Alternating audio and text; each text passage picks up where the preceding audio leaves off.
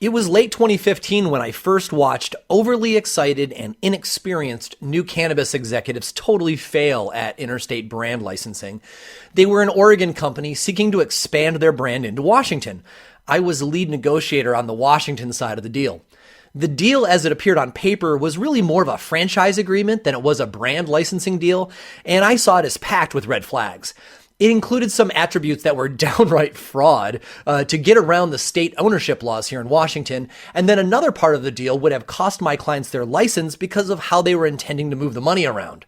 Now, these were not bad people. These were folks who just didn't know enough about business to do it the right way, and they were very driven to find a creative solution in the morass of regulation. Luckily for us, another cannabis business was publicly reprimanded for trying to set up the same kind of licensing deal our suitors wanted to set up with us. And everyone realized that my cautious read of the situation was spot on, and everybody involved walked away from that deal. This is wildly common. Some of the stories I've heard from California and Nevada recently have similar blatantly fraudulent and unenforceable traits. Today's show is intended to give you context on the differences between licensing and franchising, how to choose partners, and how to think correctly through your opportunities in cannabis. If you want to learn about cannabis health, business, and technique efficiently and with good cheer, I encourage you to subscribe to our newsletter. We'll send you new podcast episodes as they come out, delivered right to your inbox, along with commentary on a couple of the most important news items from the week and videos too. Don't rely on social media to let you know when a new episode is published. Sign up for the updates to make sure you don't miss an episode. Also, we're giving away very cool prizes to folks who are signed up to receive the newsletter. Congratulations to Sebring, Ophelia, Aaron, and Nate, who all won organic soil nutrients from Green Bicycles yesterday just for being subscribed to the newsletter. There's nothing else you need to do to win except receive the newsletter. So go to shapingfire.com and sign up for the newsletter and be entered into this month's and all future newsletter prize drawings. You are listening to Shaping Fire, and I'm your host, Shango Los. My guest today is Kris Krane. Kris Krane is a 20-year veteran of the cannabis industry, first starting out in advocacy before moving over to business consulting. From 2000 to 2005, he was associate director of NORML and then became executive director of Students for Sensible Drug Policy. In June of this year, he was elected to a third term on the board of directors of the National Cannabis Industry Association. He's now president and co-founder of Forefront, a leading investment and operations firm. Kris has clients and speaks at cannabis conventions all around the world. He is highly sought after by companies scaling their cannabis operations, and he also happens to be a really nice guy. Today, we're going to talk about interstate brand licensing. I also want to note that we experienced some technical difficulties while recording this episode. While Kris and I were both in professional studios, we were still talking via the internet, and some days packets just don't travel well. You'll hear some pops during the first set, but they do settle down as the show goes on and eventually kind of go away. So it'll be all right, and we appreciate you hanging with us. Welcome to the show, Kris. Hey, thanks for having me. Right on. So let's start by getting everybody on the same page, right? Because everybody thinks they've got an idea about what's going on with licensing and franchising and everyone's expansion to other states. But for a lot of people, they don't necessarily understand why this is such a pressing thing. So certainly we're seeing some brands break out as clear leaders in their origination state, the state that they are from, that they built their first business in. But most of these companies are eyeing expansion into other states. To explain this to folks, would you explain why expansion beyond one state is so attractive to these companies and perhaps even necessary in the cannabis market that we're looking at right now? Yeah, I mean, I think like any business, you're going to want to expand your business once successful. So if you're operational in one state and you're doing well in one state, you're going to want to expand that elsewhere. I think that the big difference between the cannabis industry and other businesses is that, if you're successful in a state, let's use microbrews, for example. Let's say you set up a successful microbrewery in Colorado, you gain good market share in Colorado, you start seeing some popularity, online for your products in some neighboring states, say California and Arizona. You want to start expanding into those states, you would simply increase your production capacity at your cultivation, in this case, your brewing facility in Colorado, and you would start shipping product into California and Arizona. That's simply not possible in the cannabis industry because it's still federally illegal and because of the state-by-state nature of the industry. So if you have a product that's gaining popularity and you want to expand your market share, expand your market, you have to go to another state and you have to get another license in that other state, which may not be the easiest thing in the world to do. In most states, they have very competitive application processes where you're going to be competing against lots of other operators from around the country, as well as some homegrown folks. And in a lot of those states, there just aren't licenses available. Many states have a limit on the number of licenses. They grant all of those at once, and then they're not available beyond that. And so the only way to get into those other states would be either to acquire a license in another state, so basically buy somebody else's business, or to license your brand to a license holder in another state. So say you have a product brand, somebody wins a production license in a different state, you want to get in there, there's no licenses available, you don't have the capital or don't want to buy that license, you could find a willing partner in another state and license that brand to them. So essentially you're licensing your intellectual property, your SOPs, your way of your methods of production, and your brand, and they would then start producing and selling their brand and giving you some sort of licensing fee or royalty agreement back to the main company.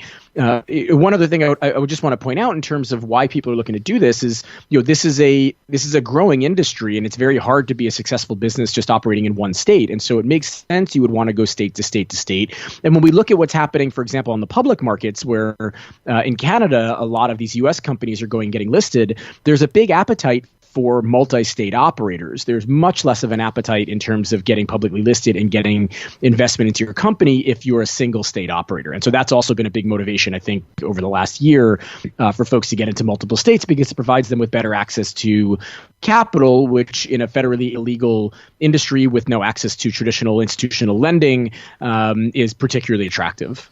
Yeah, I think you're right. The big role that access to capital plays, because in the early years, some five years ago, there were a lot of folks who were planning on doing it on their own, right? And then they realized that the only way they were going to get access to capital is from people who wanted them to hit a grand slam. So it was no longer really people just doing a solid job in their state of origination. Suddenly, if people wanted to get capital, they needed to have as part of their pitch what their national expansion was. So along that thought, Kris, do you think that there's going to be much future for companies that choose to stay in one state and don't expand into other states?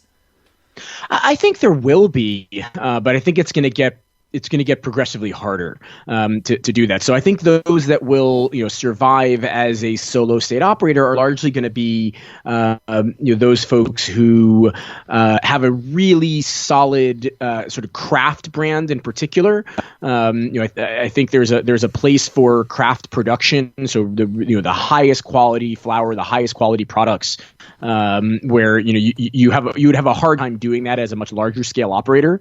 I think those folks will find a way to survive, and ultimately the walls of interstate commerce are going to come down, and when that happens, there'll be an ability for some of those single state operators to expand. All of a sudden, your state doesn't really matter as much. If you're getting orders from just across the border, which some of these northeastern states might be a 45-minute drive away, that's no longer a relevant factor. You can sell into another state once multi-state or interstate commerce opens up. I think too the other potential avenue for the solo operators, and we're starting to see this now, is to be acquired themselves. So they, if you can build a really solid brand in one state, whether it's a product brand or as a great cultivator or even a great retail brand, as some of these larger multi-state consolidators and multi-state operators start looking to acquire assets and grow their license portfolio, those who have done a really nice job of operating a single store or a single operation within one state are going to be nice, attractive targets to these multi-state consolidators. So, as we all know, you only really need to worry about this, the difficulty in expanding to another state if you're actually a license holder in your particular state. Corollary companies like making bongs or being a tax accountant firm or all these other things that you don't have to hold a license for. You guys can just expand like you traditionally would, off you go. But it's folks who actually have got a state license where you are either a producer of the flower, a processor of it in some way, transport, or a retailer. And what I'm curious is, from your experience, are you finding that particular niches of that set of market is finding an easier time of expanding than others? Not really, frankly. It depends on the state, because states have very different caps on the number of licenses and ways to expand. So, for example, to get a cultivation license in Nevada is fairly easy, or was fairly easy in the application process, and would be relatively easy to acquire because they granted 180 cultivation licenses for a state of about 4 million people, compared to, say, in Illinois, where there are 19 cultivation/production licenses for a state of 13 million people. Those licenses much, much more difficult to acquire or to even win in the first place. So it has less to do with which part of the vertical you're in, right? Cultivation, production, dispensary, as opposed to what states you're looking to expand into, what the availability of licenses are in those states, either from a license application standpoint or an acquisition standpoint. All right. So like a guy like you who is working in many of the states for your own group, Forefront Ventures, and are also probably assisting some other people in other states where Forefront Ventures is not working themselves, where have you seen to be the hardest states to move into so far, and for what reason? Well, they've mostly been states in the eastern half of the U.S., and that's primarily it's a combination of factors. But number one is the limit on the number of licenses.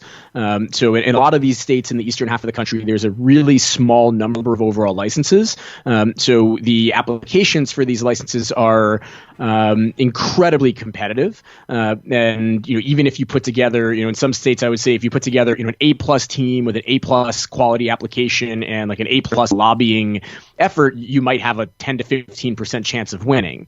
If you can't put all that together, you may as well not even bother applying. I would look at states like Florida and New York, for example, states that fit that. New Jersey has been similar, although we think New Jersey is about to open up to more licenses later on this year and into next year as they expand their medical program and expand it to recreational. Even a state like Illinois, where there's 13 million people and 19 cultivator producer licenses, right? That's a very difficult state to get into. So by and large, it's the states in the Northeast or in the eastern half of the country with the limited licenses, very challenging application processes, and fairly strict regulatory environments. So, not only do you have to be able to win a license or acquire a license, you have to be able to navigate what's generally stricter regulatory environments than you get in many of the Western states. So clearly there are savvy business people in every state, but as we've seen, there's a certain amount of corporate memory creep of how to do cannabis business specifically that comes along with normalization. And that has generally been, coming from the West Coast across the country as more states first adopt medical and then move their way towards rec. Do you find that there is that along with setting up these licensing arrangements going east, that there's not only a lot of just, simple negotiating the licenses, but there's bringing these otherwise competent entrepreneurs up to speed going east, just so they understand the new moving parts in this industry that hasn't existed before? I'm sorry. Can you repeat the question there? I didn't quite get that. Yeah, sorry. Maybe that was a little convoluted. You can edit this later. The point I'm trying to make ask. sure I'm not answering nonsense. The point I'm trying to bring out here is that there are good business people everywhere, right? But they may not necessarily know cannabis business specifically in every state. Are you finding that as cannabis is moving into these new states, that you need to reach out, you need to find partners, you need to negotiate what you want to do with the license, but at the same time, you also have to teach cannabis business because it's different and unique to other types of business. Yeah, I think that's right.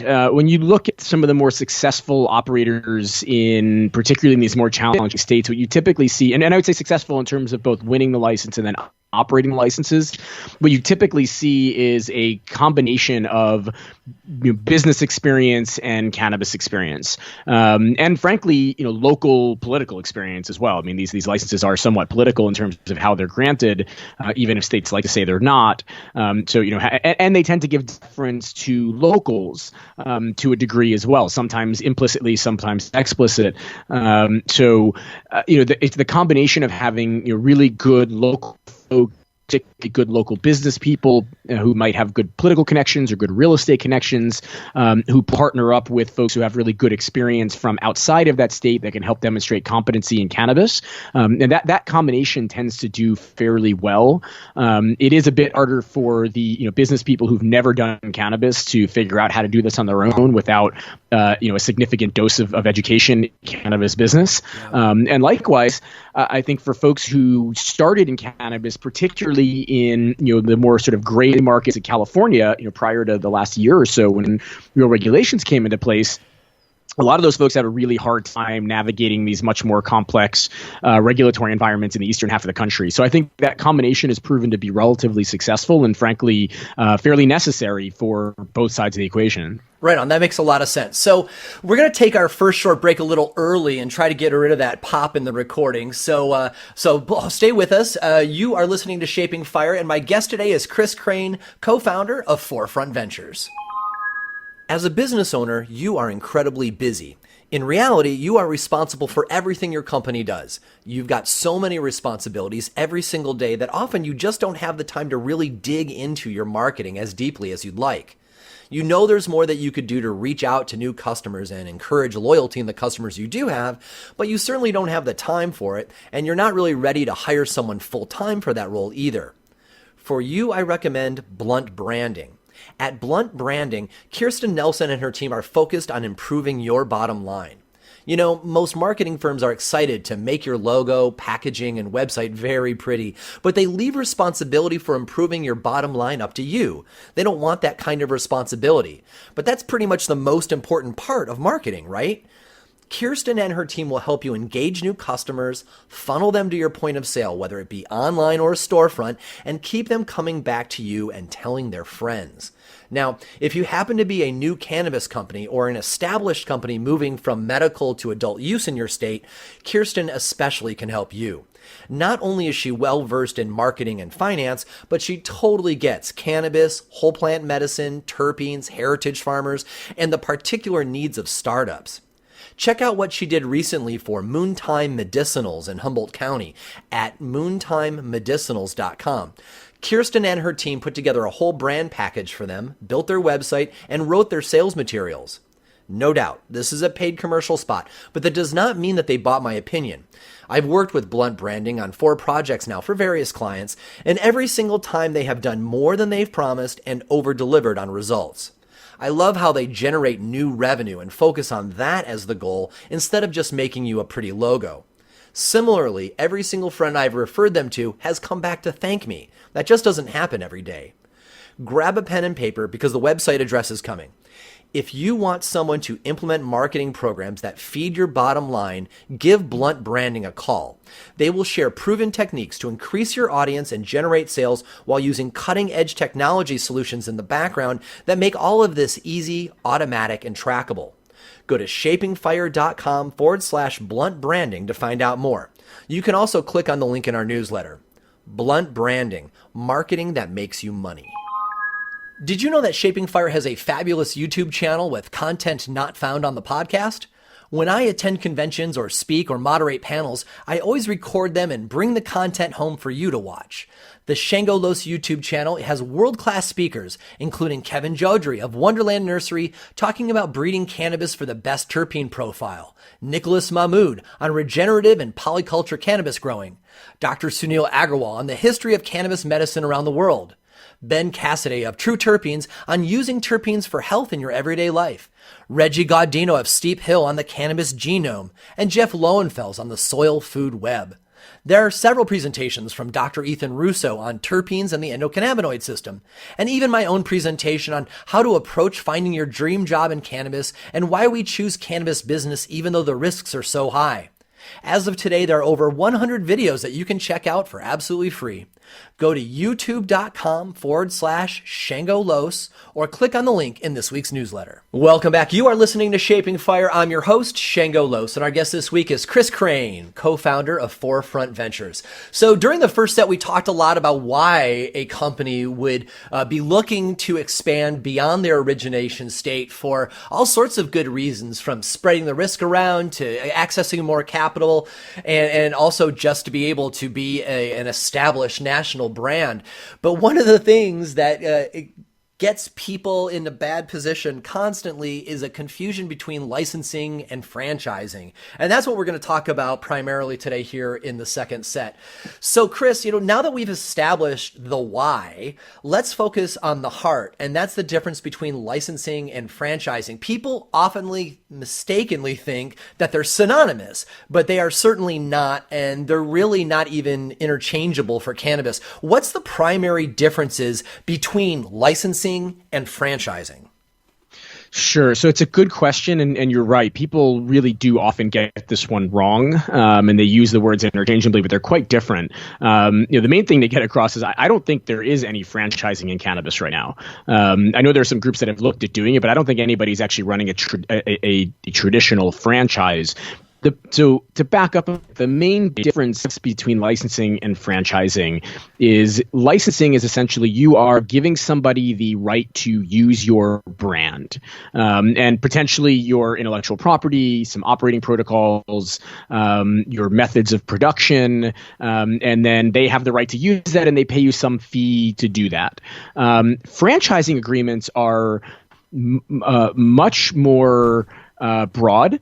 So they give you the ability to essentially sell all of those things, right? The name of your brand, your SOPs, your protocols, right? Your methodology, but you also have a much greater degree of control over your franchisee.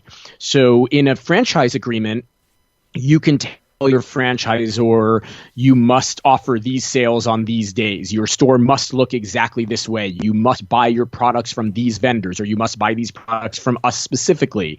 Franchisor can tell you where you can locate and where you can't locate. In fact, they can tell you where you have to locate.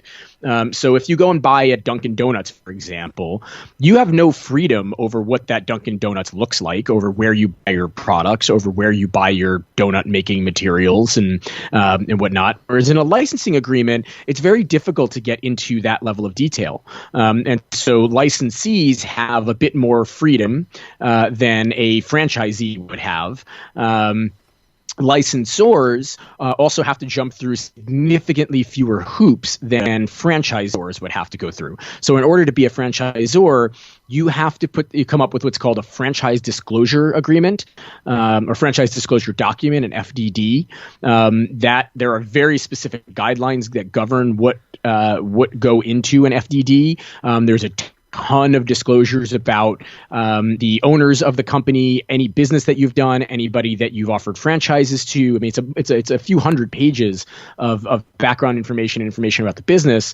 There are rules around how you franchise, so you have to give that document to somebody. You then can't contact them for something like a week to make sure that they have time to review it. Right? If you do, then they can get out of their franchise agreement. And so it's a real process. And then in about half the states, or over half the states, you have to file with the state corporate board or franchise board to be recognized as a franchisor in that state in order to offer a franchise. None of those are necessary for licensing agreements. A licensing agreement, any good corporate attorney can put together a license agreement for you. You negotiate that with the attorney on the other side. you all agree to what parameters you're going to operate under, but you won't, as the licensor, have the same degree of control over your licensee that you would as a franchisor over their franchisee. Let's tease out where that threshold is, right? Because while in a license relationship, you can't call out everything as specifically as in a franchise relationship. Certainly, there are some things that you can control. For example, I would think the deployment of the brand and what the brand looks like. Essentially, the brand usage book that probably stays consistent since that's part of what's being licensed. That's right. But where does that end? So does it end as soon as you start talking about the operations of the company, or is it only particular parts of the operation? So there's not really a clear line, and this is where I should disclaim all this by saying I'm not an attorney, and so if you're really thinking about becoming a franchisor or a licensor or a franchisee or licensee, you need to seek out a good corporate attorney. And if you're on the franchise side of things, definitely seek out a franchise attorney or specific attorneys that handle these kind of things. And I'm not one of those. So we'll talk about this at the high level, but my understanding is there's not a concrete line between what would constitute a franchise versus a license. But generally, you're right. It's things like you can say, you have the right to use the brand. The brand has to stay consistent, right? You can't just change the logo or do something that's going to be detrimental to that to the overall brand. And you'd have to set out certain guidelines as to this is what we expect out of the brand. This is what it looks and feels like. You can. And you can't dictate how they run their business. So again, you can't say in a licensing agreement, you have to buy all of your products from me, right? You have to buy these products from these vendors, and you have to buy this particular type of floorboard for your store and this particular type of display case for your store.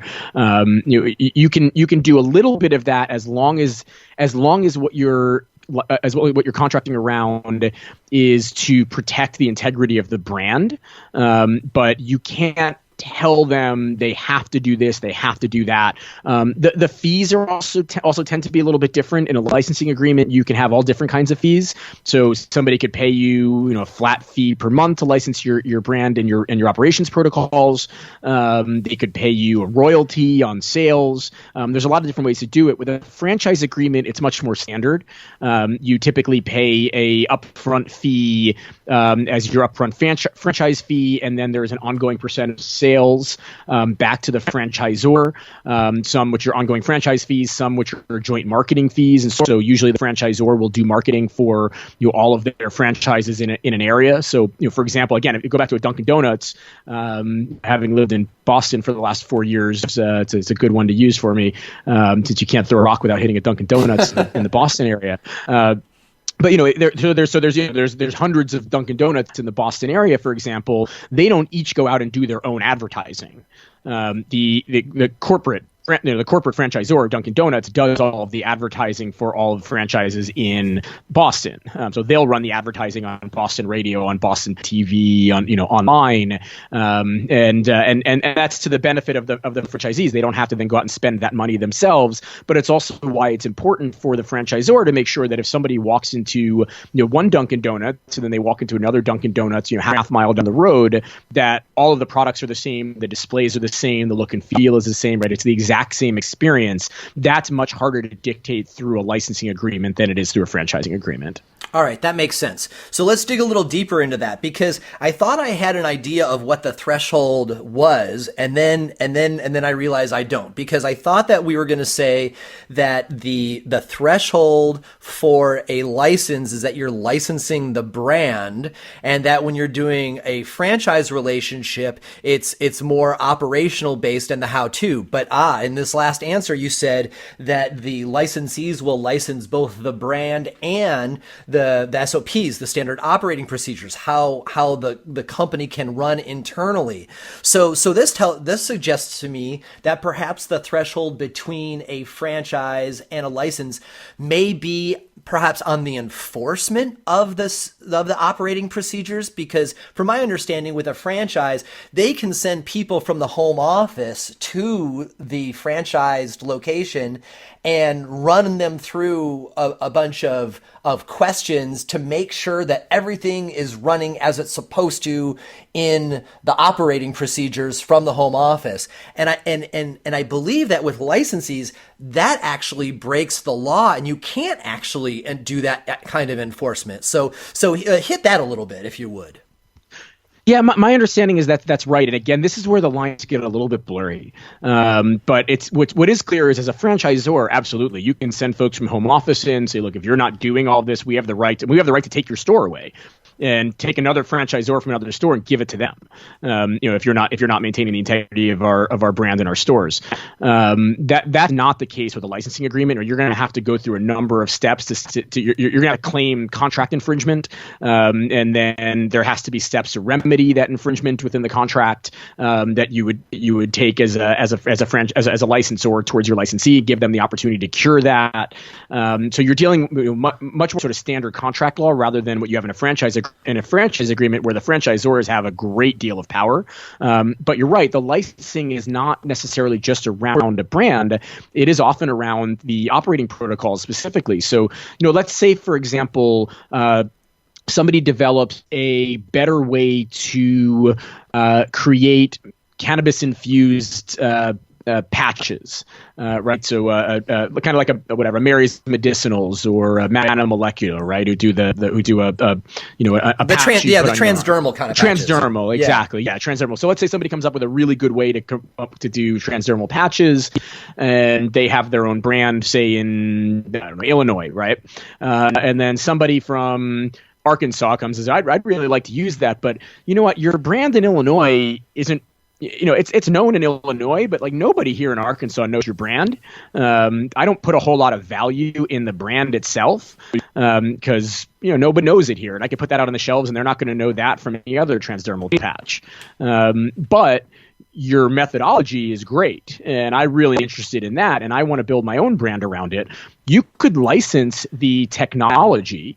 So let's say you've created some kind of machine that creates this transdermal patch, and then standard operating procedures or standard operating protocols for how you operate that machinery. You could license that machine and those operating procedures, but say, you can just white label it, put your own brand on it. You don't have to run our you don't have to have our brand, but you have to use the machine. We're licensing you the ability to use this machine, so you don't own the machine. We own it. We're licensing you to use it, and we're licensing you the intellectual property that goes along with how to operate it. But that would also fall under the category of a licensing agreement. So it doesn't have to include the brand. Whereas with a franchise, it's everything. It's the brand, it's the operations, it's the SOPs, it's the look and feel, it's who you buy stuff from, it's how much you pay for it, it's all of it, right? So if you're a franchisor, again, we'll go back to the Dunkin' Donuts example. Let's say you own a Dunkin' Donuts, and some vendor hits you up and is like, hey, I can sell you the same flour that you're buying from Dunkin' for half the price, and it's gonna save you 10 cents on every 50-cent donut that you create or that you cook. You don't have the right to do that as a franchisor. If you do that, that's a clear violation of your franchise agreement, and you could potentially lose your store for that. That kind of enforcement becomes much more difficult in a licensing agreement. Right on. So I've got one more question. I want to keep banging at this license versus franchising at the threshold point. So you mentioned that there's a gray area, right? And the funny thing about gray area and business people, including myself, is on one hand, you want to get rid of these gray areas because these gray areas create risk, right? And we're all trying to decrease the amount of risk that surrounds our business investment of time and capital. But at the same time, I also know that as a business person, I've done most of my best deals in the gray areas of arbitrage, kind of like, finding loopholes and exploiting them to my benefit. So it's like, great, gray area is good or bad. Who is the arbiter of the gray area? I'm guessing it's some federal group who, when push came to shove, if a decision was to be made whether or not something was license or franchise, there's got to be somebody who plays umpire to that. So who does it eventually fall to? So it is. There is a federal agency, and off the top of my head, I'm not recalling the name of the agency. It's like a federal franchise board or something. So there is a federal agency that looks at this. Although my understanding is this is actually mostly done at the state level. So most states will license franchises through their either their franchise board or corporate board. And then even states that you don't have to register as a franchisor. They still have oversight over franchisors because you still have to go through the FDD disclosure process. I mean, there's a long process you have to go through in order to be a franchisor, in order to sell franchises. So you could get in trouble at either the state or the federal level. And there's actually I don't know if it's a category of law, but there's a term called accidental franchise, which is what gets people in trouble if they are essentially acting as a franchisor without having gone through the full franchise process. They can get fined as an accidental franchise. Their licensing agreements can all be basically nullified. At that point, they can get massive fines. They can lose a lot of business. So very important if you're looking to get into licensing or any kind of licensing agreement, that you consult with a good corporate attorney or even a franchise attorney to make sure you're not running afoul of accidental franchise laws. And that generally comes down to the level of control that you're giving your licensees. So again, if you're just saying, look, you have the right to use our brand, you don't have the right to do anything that would besmirch our brand or bring down our brand value. And if you're going to, if you're looking for if you're trying to use our methodology, we really need you to stick to those SOPs because you can gunk up our machines if you don't do it this way, right? All that's going to be fine. But if you start saying you have to buy certain things from certain people at certain times, you have to do things certain ways, you have to offer certain sales in certain days, and we're going to do joint marketing for you and all of our other licensees. Well, now you're starting to look like a franchisor. And that's the kind of stuff that get you in trouble. The other thing too is, because a lot of people don't recognize the difference between franchise and licensing, is just don't use the word franchise. I've heard a lot of people who've had like, oh yeah, I've got this great brand and we're going to go out and we're going to franchise the brand. It's like, well, have you talked to a franchise attorney about it? Well, no. Well, what do you plan to do? Well, we're going to license this and we're going to license that. Okay, great. Don't use the word franchise. You're a licensor. You're not a franchisor. Like that's like the number one thing that gets somebody in trouble for accidental franchises. They use the word franchise because they just don't know the difference, and they don't get the distinction. So you really want to make sure that you work with a good corporate lawyer who really understands franchise law and accidental franchise, so that your contracts are set up the right way, your marketing materials are set up the right way, your licensing agreements are set up the right way, so you don't accidentally run afoul of these quote unquote accidental franchise laws. Right on. Now that we understand all of that, we're going to go to our second commercial break, and we come back for set 3. We're going to talk about how actually to implement one of these licensing agreements and some pitfalls to watch out for. We're going to take a short break and we'll be right back. You're listening to Shaping Fire, and my guest today is Kris Krane, co-founder of Forefront Ventures. As a listener of Shaping Fire, you already understand the importance of living soil when growing cannabis. When you have active microbe communities in your substrate, you go way beyond simply fertilizing with nitrogen, phosphorus, and potassium. Having active microorganisms in your substrate supports vigorous plant growth throughout the plant's root zone, making for higher yields and thriving flowers.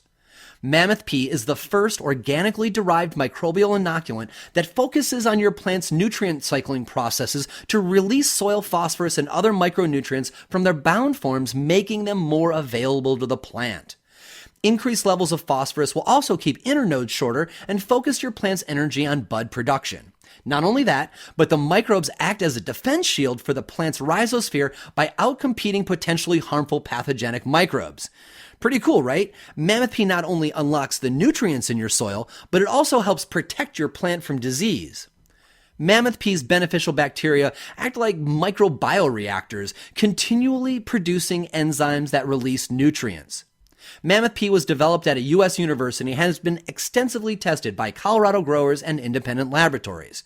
Mammoth P is proven to increase growth and enhance blooming. One of the great things about supplementing with microorganisms is that they won't compete with whatever fertilizer program you're already running. Simply dose on top of your fertilizer schedule for increased benefits. To learn more and to find out where you can buy Mammoth P near you, check out their website at www.mammothmicrobes.com. Partner with microorganisms to create beautiful, thriving cannabis. Mammoth P. Now that the health benefits of terpenes have become well known in the cannabis industry, people everywhere are looking for the purest terpenes without adulterants. The problem with most terpene providers is that they're not sourced naturally and instead are made as a byproduct of refining petroleum, and that's so sketchy. The terpenes sold by True Terpenes are entirely different. They are certified organic, non-GMO, and food grade. That means that they are extracted from real plant sources. There are no solvents of any kind. They are distilled only with steam. That's right, only steam. In fact, terpenes from True Terpenes are so pure that you can eat them. Not only that, but you can stack them with better results too. And what I mean is, other companies' terpenes have got a few percent of impurities, and when you stack those terpenes to make your blend, you're adding a variety of impurities that degrade your final product. True Terpenes also have strain-specific terpenes for a wide range of cannabis strains like Durban Poison, Sunset Sherbet, and Granddaddy Purple. True Terpenes has robust and supportive customer service, so your questions will get answered fast and efficiently. If you've shopped for terps before, you know how rare that is. So whether you want to cup your hands to smell some beta-caryophyllene to calm down after getting too high, or if you want to dab some pinene so your lungs feel fabulous and your mind feels liberated, True Terpenes will provide you with a truly natural experience. If you are a cannabis product developer, these are the terps you want to add to your oil or edible or capsule or whatever. True Terpenes are simply the best your money can buy. Don't try and make a premium product with substandard terps. Choose True Terpenes for a top-shelf experience. Go to shapingfire.com/True Terpenes to find out more, or click on the link in this week's newsletter. Welcome back. You're listening to Shaping Fire. I'm your host, Shango, and our guest this week is Kris Krane, co-founder of Forefront Ventures. So during the first set, we talked about why folks are wanting to license and expand into other states. And during set two, we really dug deeply into licensing and franchising. So we got a really good idea of what it means to license your brand, how to go about doing that, and how to not get tripped up by agreements that are actually franchising, which we cannot yet do now in cannabis. So with that, I now want to understand how we would reach out to parties in our new host target state if we want to expand. So let's say that we are either in, say, for example, Washington, which is totally broke. So a lot of the companies here are looking to expand into new states to hopefully have a greener future. And then of course in California, like everybody wants to expand nationally because everybody's aggressive as hell. So let's say that we have got our company and we're ready to move to another state. Kris, how do we find good, reliable folks in the target state that we want to move into to work with? So by and large, there aren't that many license holders in most of these states, right? So in most states, there are caps on the overall number of licenses. And oftentimes the states list the winners. So you can usually go onto a state's health department or revenue department website and get a list of all the licensees in those states. You can often then go onto their corporate commission website and find their corporate foundation documents, which usually have some sort of contact information, or oftentimes they may even have a website. You can contact them that way. So it's not that difficult by and large to find out who the licensees are and by licensees I mean people who hold state licenses in these new states, and those are going to be your targets to license your brand. Right? You need to go to somebody who has a production license, a cultivation license, a dispensary license, depending on what it is that you're looking to license. So if you're not going to go into one of these states and win a license yourself or acquire a license yourself, it's not that difficult to find out who holds those state licenses and then figure out a way to reach out to them. When you're vetting folks in the target state, because let's say there could be a few hundred or more of these people that you're targeting, what do you look at as a first level vetting of who you might want to go to first? I think much like with just about anything, you want to feel comfortable with the management team. So you want to find out, who the owners are, who the managers are. You want to do some diligence on them, do some background checks, ask for references. Make sure you feel comfortable with the management team themselves. And then it really depends on what it is you're looking to license. So, if you're a retailer, for example, and you're looking to license your retail brand, you're going to want to see, where are they? Do they fit the types of areas that you like to locate your retail stores? So if you're the type of company that, you want your stores stores on main streets in high populated areas, you probably aren't going to be as interested in somebody who has a more rural or suburban location. If you are a product manufacturer, you want to make sure that the license holder has good operating capacity. If you're a cultivator and you're trying to license cultivation methodology, right? Do they have a good cultivation facility that would fit the types of operations protocols that we're going to be licensing, or is this just is this a bad fit from a location standpoint? You also want to think about distribution, particularly when you're looking at larger states. So, in Illinois, where I currently live, there are a number of producers that are what we call downstate, right, in the southern part of Illinois. That's logistically challenging for them to get their products into the Chicago market on a regular basis because they're not allowed to warehouse their products in Chicago. So anytime they want to make a shipment, right, they got to drive 5-6 hours to Chicago to drop things off. And so you might want to look for somebody who has a cultivation or production facility that's closer to the more dense markets where it's not going to be as difficult. So all of these will factor in, but it really does depend on what segment of the market you're looking at and what your ultimate goals are. I can imagine that when setting up a licensing agreement that, when going through the negotiation process and putting numbers and compensation into the document, it's probably relatively common for the licensee and the licensor to have different perceived values of the brand, where the parent company thinks that their brand is worth a whole hell of a lot, and the licensee is all like, meh, you're not in our state. What have you seen about that where they have got different values for the brand? Yeah, that's been really interesting. And this is something we saw play out a lot more a few years ago, particularly as these East Coast states were really just starting to come online. You had brands like Dixie or Open Vape, for example, which at that time were probably the two biggest brands on the West Coast, who had big market share in Colorado and California in particular. And then people were winning licenses in places like Massachusetts or Illinois or Nevada or Arizona. And these companies were coming in and they were marketing themselves as the best brand in the industry, household names.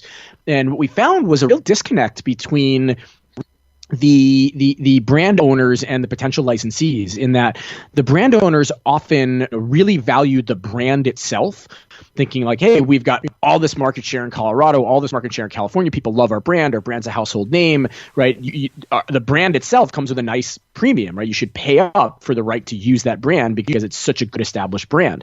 And what a lot of the folks in these newer states were looking at is going, well, yeah, people know Dixie in Colorado and California, but if I were to go out and poll most cannabis consumers or most patients in Illinois or Massachusetts or Connecticut, most of them probably won't know what Dixie is. So what I'm more interested in as the potential licensee is your operating protocols, right? Like, I want to do marijuana infused beverages, or I want to do vape pen cartridges, but I don't really know how to do it, and I know that trying to do it on my own, I'm going to make a whole bunch of mistakes, and I'm going to have to learn, and that's going to impact my my sales in the market. I'm willing to pay a licensing agreement to use your SOPs and your operating protocols and your equipment, and and not have to reinvent the wheel. But I don't really care as much about whether my products are called Dixie or if I create something new on my own that's new to the market. And it's actually, I think, a reason why a lot of those early licensing agreements didn't work is because there was a real disconnect over the value of the brand itself versus the value of the operations protocols. I would think too that there would have to be some really intense thinking by a brand who was being asked to license their SOPs without the brand, right? Because potentially they could be creating a competitor in their own market who are making quality products just like them, but then not using their name. Yeah, I think that that would be a real concern. I think that's why a lot of these early agreements didn't get done. Now we're seeing more of them get done. I think we've seen more movement on both sides towards a consensus of what these brands are worth. But you're right. Now, by and large, you're not so much concerned that you're creating a competitor within your own market, because by and large, right, with the nature of this being state by state, you're going to markets where you're not already there and trying to license that technology and license that brand. But for the owners of the companies, the value to them is really in the brand. They want to get that brand out there. So if you're a Dixie or you're an Incredibles or you're an Open or one of these or Wanna brands, or right, you want to get that brand out there in these other states, and your best way to do that is through a licensing agreement. That gets challenging when the person on the other side's going, yeah, I want the expertise, I want the protocols, but I don't really care about your brand, and I kind of want to develop my own brand. And so you have to then stop and think, is it worth it for me to help create a competitor? Even though the reality is I'm getting a cut of their sales, right? Like the licensing agreement's not free. So if I help create someone who becomes a really good competitor, I'm still benefiting from it, but I'm probably not benefiting in the way that I would if it were my brand that were being promoted, because that then helps me expand that brand into other parts of the country. It helps boost my brand profile, may help boost my valuation as a company, because I can point to my brand being in all these different states.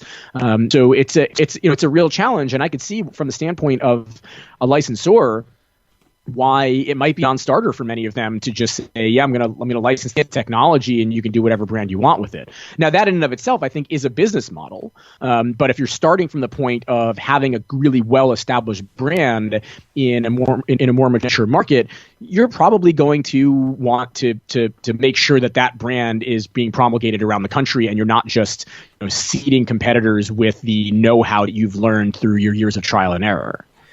One of the things that I talk with my clients about a lot is what's going to happen to the market after interstate commerce is allowed, because a lot of these, not necessarily robust companies in individual states are just going to get crushed from competitiveness, primarily from California. But there'll be artisan brands in individual states that stay, strong and can hold off the onslaught from places where it's nicer to grow, and maybe they've got more in-state talent. But I would think that once interstate commerce is something that we can do, that it will also impact the likelihood of licenses, and that whole ecosystem will change. How do you see interstate commerce impacting the licensing market? Well, it's a great question. So interstate commerce will change things pretty dramatically, although I think interstate commerce is going to take a while to roll out.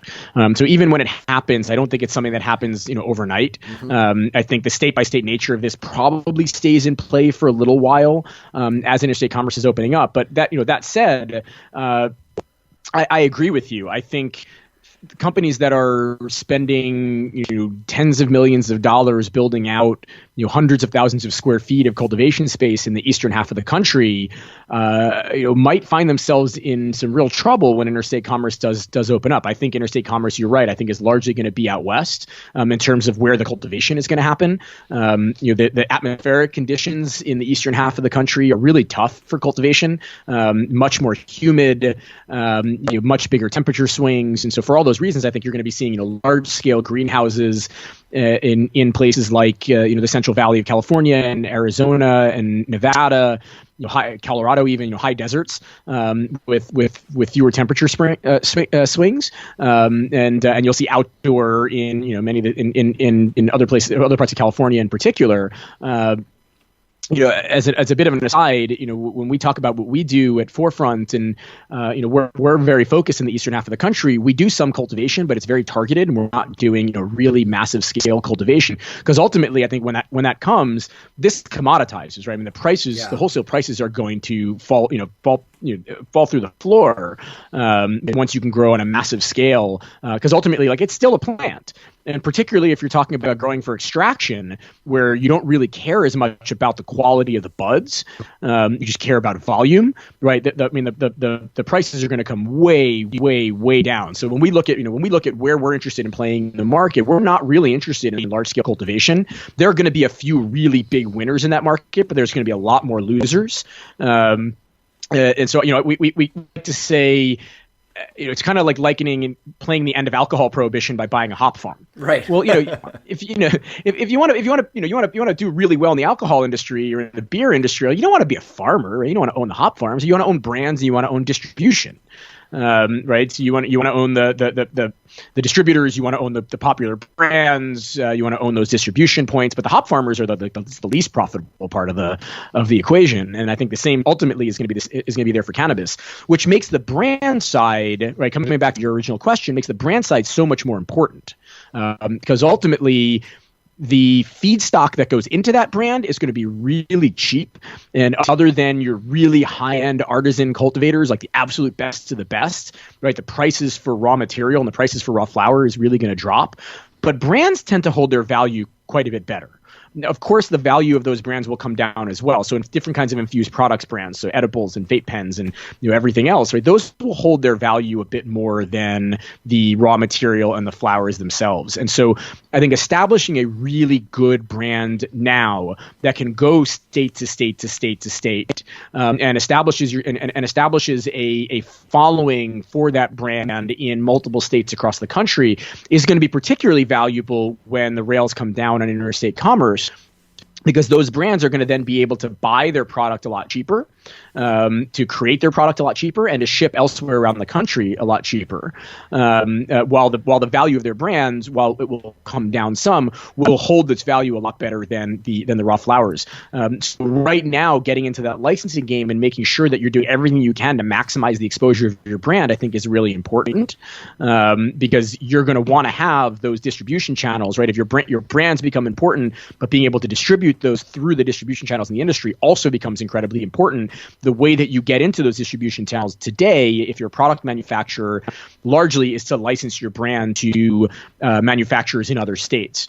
And eventually, if you do really well, maybe you end up acquiring those companies that you've licensed your brands to down the road, or you pump way more product through those licensors down the road, and increase your revenue that way.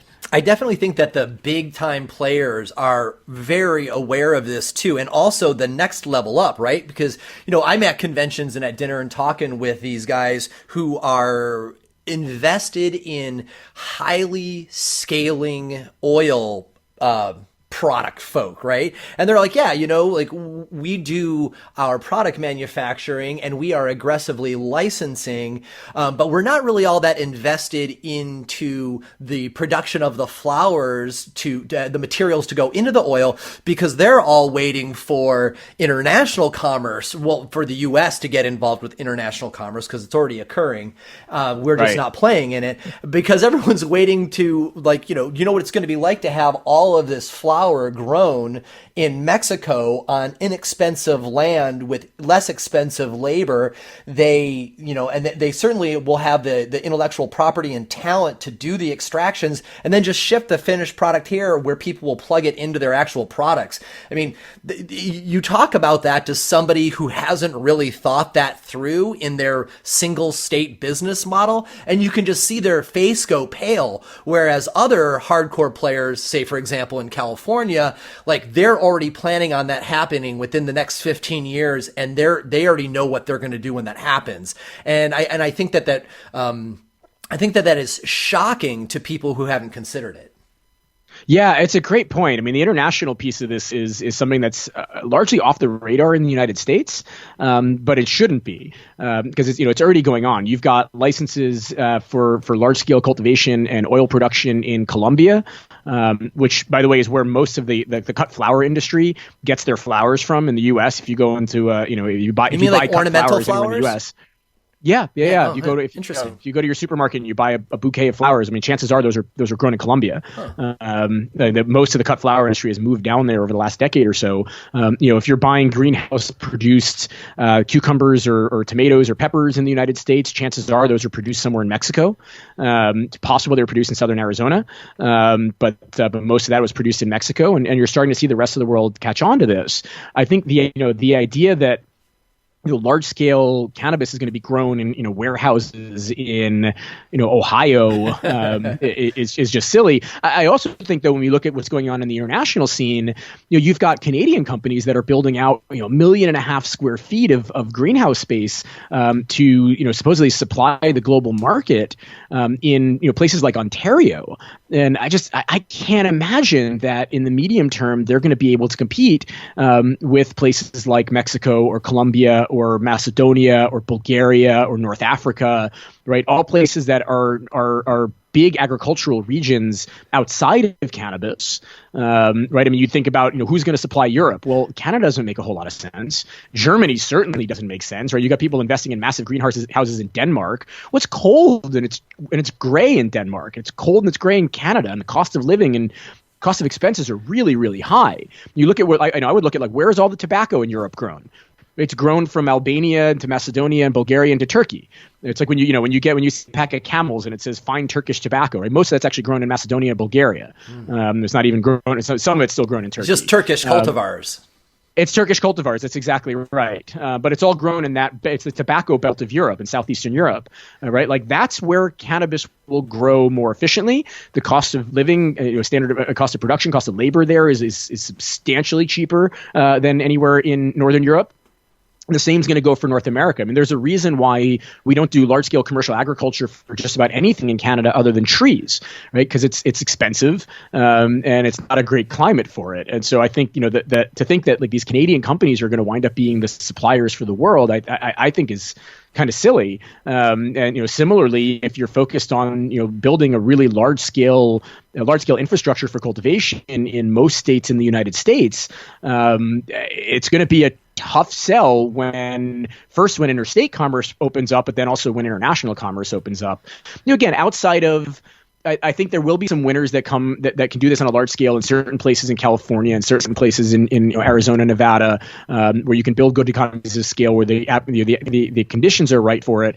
But even there, I'll give you an anecdote from the greenhouse produce industry. The largest contiguous greenhouse in North America, I believe still is actually in Wilcox, Arizona. It was a company called Eurofresh. They were the largest producers of greenhouse cucumbers, tomatoes, and peppers in North America, and mostly shipping into the northern states and Canada in the winter months. Well, they were pretty much put out of business by a very large-scale greenhouse set up in southern Mexico. Right, they just couldn't compete on price with massive scale greenhouse production coming out of southern Mexico because cost of labor is so much cheaper down there than it is even in southern Arizona, where the atmospheric conditions are actually really good for greenhouse production.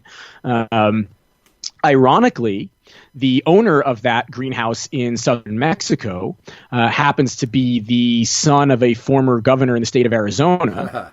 That greenhouse put out of business the largest greenhouse producer of tomatoes, cucumbers, and peppers in North America in Arizona. And the owner then went and bought one of those satellite greenhouses, not the largest one, but the satellite one of this company's larger satellite greenhouses in Snowflake, Arizona, and has now converted that to being a cannabis greenhouse, and is now the largest producer of cannabis in the state of Arizona. Well, yeah, the venture capital reacts, right? It certainly does. Let me ask you this: for those of us who don't have the same comparison scale as you have, you said a very large greenhouse in, I think, Wilcox, Arizona versus another bigger greenhouse in southern Mexico. How many acres would you say each of those greenhouses were, just to give folks some scale? Oh gosh, just give me a general idea. I mean, it was like a few square miles. Wow. Right. Yeah, like we saw satellite footage of the one in Wilcox, and you could see like there was I think a 9-hole golf course on their property, and that was it was like 1/10 of the whole property. It's massive, like massive. You can see it from satellite. I mean, if you look at the satellite footage, if you can actually put it in. I think if you put in Eurofresh Wilcox, Arizona on Google Earth or Google Maps, you can see it on there, and it's huge. Right on. Cool. Well, thank you for going down that international rabbit hole with me. I'm going to circle us all the way back to we were talking about the two sides of licensing agreements and negotiating the contract. I would think that when the licensee goes to implement the contract that they have set up with the licensor, that they will often implement it incorrectly, right? Either because they've not done it before, or because they want to make their own changes. Have you seen, poor implementations of licensed contracts? I have, and that's where things get tricky. So I'll actually take you back to my earliest days on the industry side of things here, back when I was with a company called Cannabis, which was an offshoot of Harborside Health Center as a consulting business.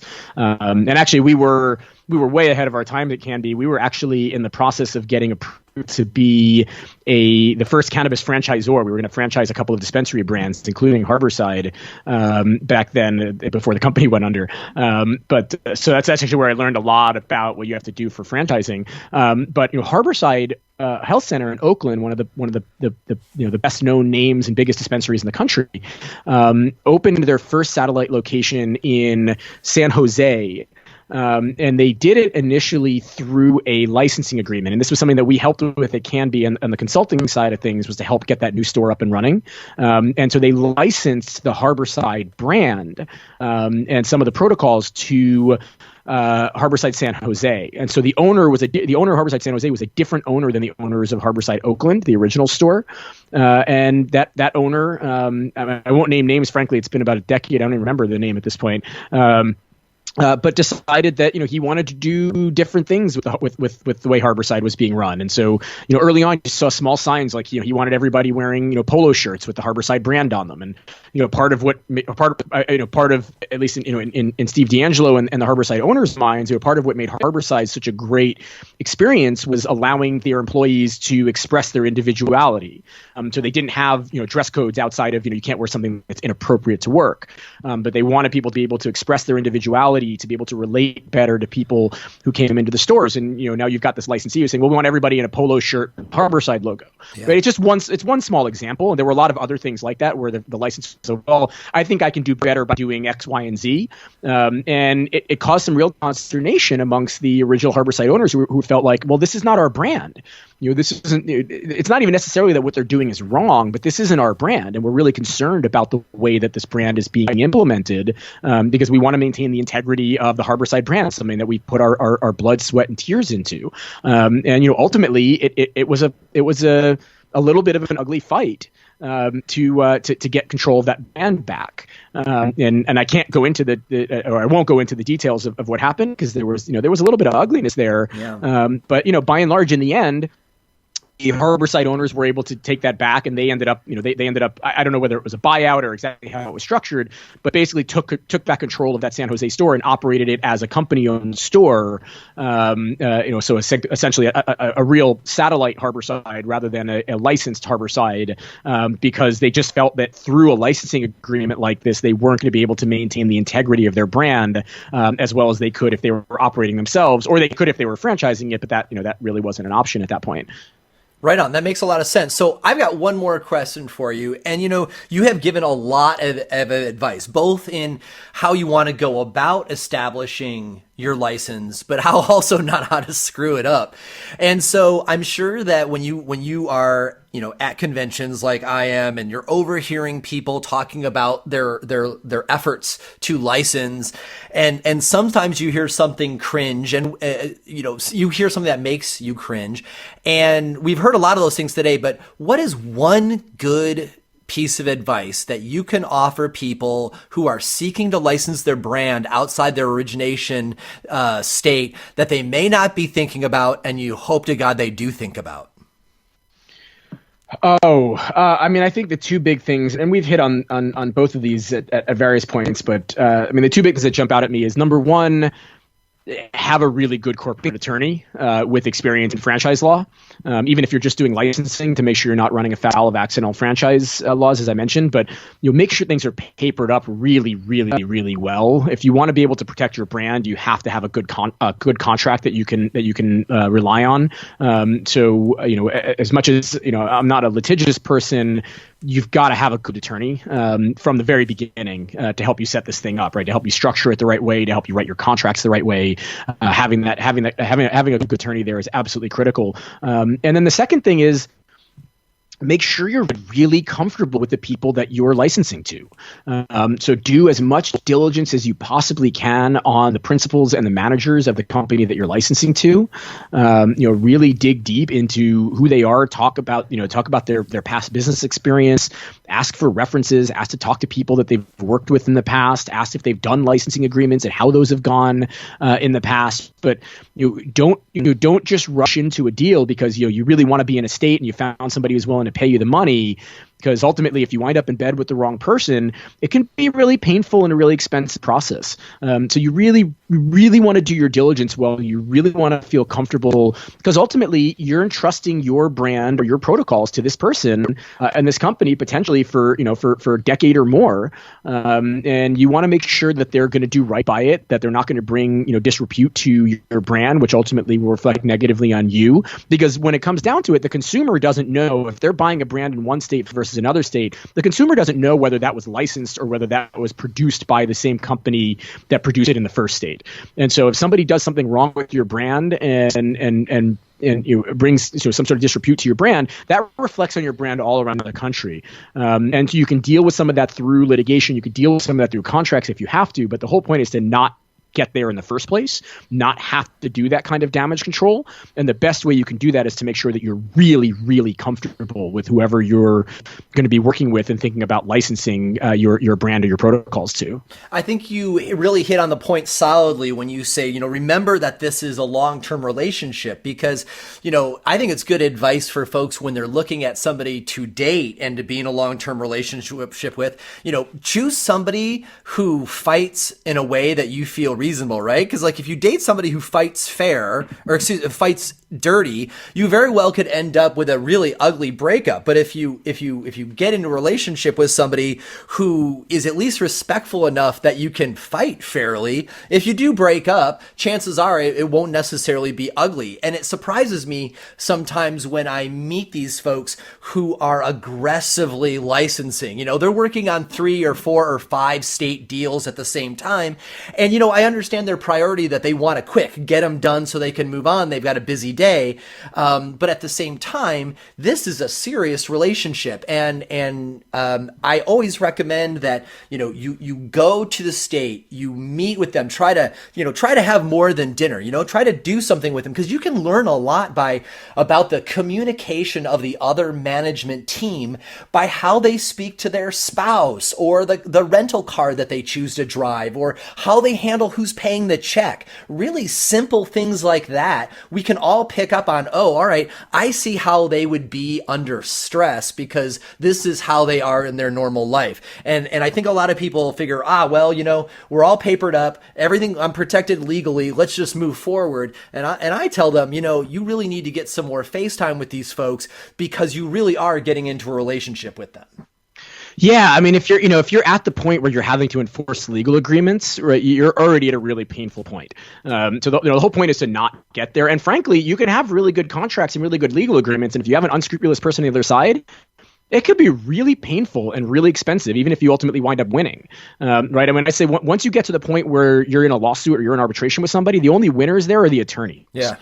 Right? For everybody else involved, it's really painful. It's really challenging. You usually wind up settling where nobody's really happy with the way things came out. I think your advice to spend time with them and see how they interact with things is really good. If anything you can do to get somebody under stress, and see how they respond to stress before you get into that relationship with them, that kind of business relationship with them. And I think that goes for licensing, it goes for partnerships, right? JVs, any of these things are really important, because it's easy to get along with somebody when everything's going fine. And when you're talking about all the money you're going to make together and the deals you're going to do together, and everything's great until stress hits. And that's when you see people's true colors. Yeah. And on that note, I actually think one of the better ways, and this is going to may sound a bit odd, but one of the better ways to see how somebody deals with stress, and particularly stress in an adversarial relationship, is actually through a a tough contract negotiation. It's through the negotiation for the licensing agreement itself. So that's something I think you don't necessarily want to rush, because this is the one time when you are actually adversarial. So you go from, you meet somebody, you talk about, we should do some business together, right? Everything's rosy, everybody's happy, everybody loves the idea, right? It's not adversarial at all. You're really happy together. That's kind of like the honeymoon dating phase. Right. And then you got to get things papered up. And then you start bringing lawyers in, and then there's provisions of contracts that they're not going to like. There's provisions you're not going to like. There's push and pull. It is inherently an adversarial relationship. And I've always found this to be a little bit odd, because you go from everything's great to all of a sudden we're on opposite sides and we're each pushing for what's in our own interests as opposed to the other person's interests. And then as soon as that's done, you're in the boat together and everything's good again. Right, and you're on the same team again. And so it's this weird interim time when you're negotiating that contract. When if you do make it a real negotiation, you get a window into how somebody's going to respond in an adversarial, stressful relationship. And I've actually had situations where I've been in contract negotiations with somebody and ultimately said, you know what, not interested in doing this deal. Like the dollars and cents are there, the everything else lines up, but you guys are a-holes. Yeah, but you've been a nightmare to deal with in all this. And what's going to happen when we have a disagreement over the business? Right? Yeah. If this is a nightmare, that's going to be even worse. And so I think you can learn a lot from contracting about how someone's going to respond. And if you get a bad feeling about like, I just don't like the way these guys are handling that, you should probably walk away from that deal. That's awesome. Kris, thank you so much for taking the time to be on the show and sharing your vast experience in this deeply going topic area. Really appreciate your time and you sharing what you know with all of us. Absolutely. Thank you for having me on. If you want to connect with Kris Krane directly, you can reach him at the 4Front Ventures website. That's 4frontventures.com. And the 4 in the front, it's the number 4. So it's the number 4, frontventures.com. And if you want to check out their newly rolling out retail brand called Mission, you can check that out at their website, missioncan.com. That's missioncan.com. You can find more episodes of the Shaping Fire podcast and subscribe to the show at shapingfire.com and on Apple iTunes, Stitcher, and Google Play. If you enjoyed the show, we'd really appreciate it if you'd leave a positive review of the podcast wherever you download. Your review will help others find the show so they can enjoy it too. On the Shaping Fire website, you can also subscribe to the weekly newsletter for insights into the latest cannabis news and product reviews. On the Shaping Fire website, you will also find transcripts of today's podcast as well. For information on me and where I will be speaking, you can check out shangolos.com. Does your company want to reach our national audience of cannabis enthusiasts? Email hotspot@shapingfire.com to find out how. Thanks for listening to Shaping Fire. I've been your host, Shango Los.